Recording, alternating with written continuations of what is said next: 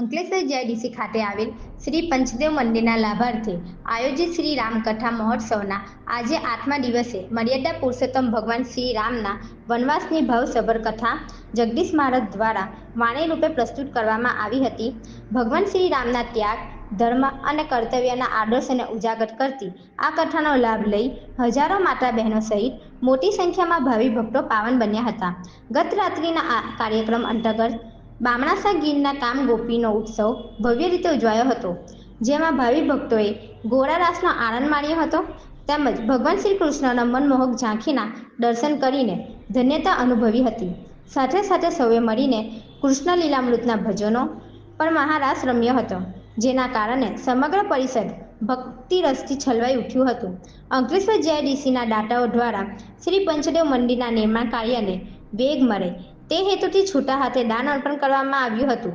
આજ રોજ નિત્ય બાળક સંપ્રદાયના પ્રખ્યાત કથાકાર ભાવેશ બાપુ શ્રી રામકથામાં પધાર્યા હતા.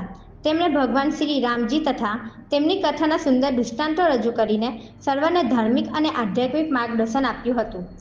8મા દિવસ સુધી ચાલેલી શ્રી રામ કથામાં જગદીશ મહારાજે ભગવાન શ્રી રામના જીવનની વિવિધ પ્રસંગો, ઉદાહરણો અને દૃષ્ટાંતો સાથે ભાવભર્યું કથન કર્યું હતું.